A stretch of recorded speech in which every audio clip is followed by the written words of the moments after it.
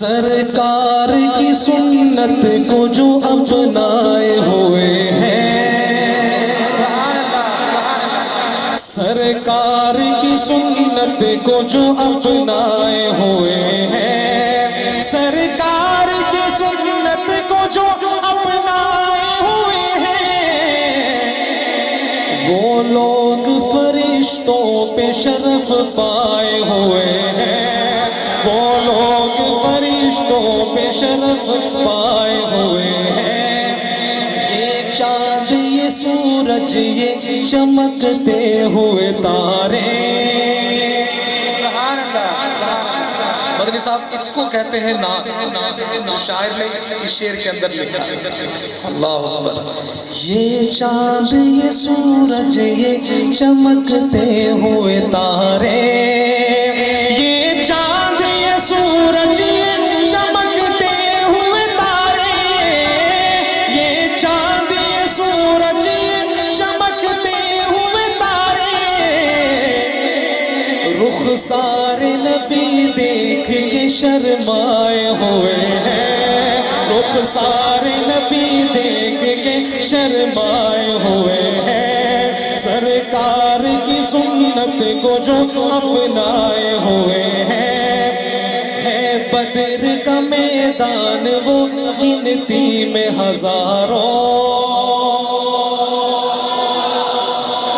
یہاں تو سونا کا بھی داد دے رہا ہے یار ماشاءاللہ، آزمود آدمی ہے۔ صحابہ کا ذکر آ گیا نا، شاید صحابہ کے دیوانے بیٹھے ہیں،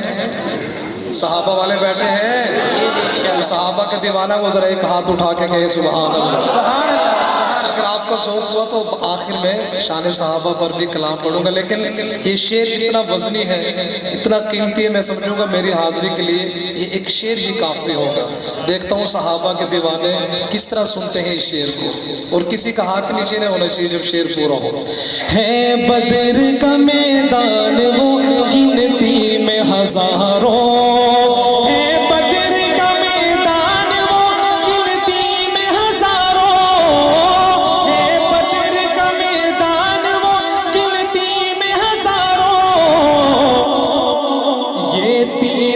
تیرا ہے مگر چھائے ہوئے ہیں، یہ 313 ہے مگر چھائے ہوئے ہیں، وہ لوگ فرشتوں پہ شرف پائے ہوئے ہیں۔ دیکھو تو یہ اعجاز ہے میرے نبی کا،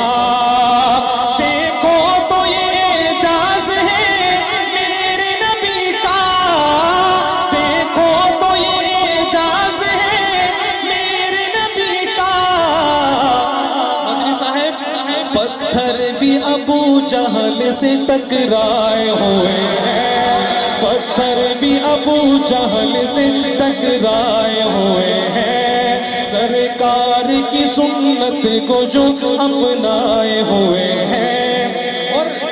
مومن وہ نہ بھٹکیں گے کبھی راہ خدا سے، مومن وہ نہ بھٹکیں گے کبھی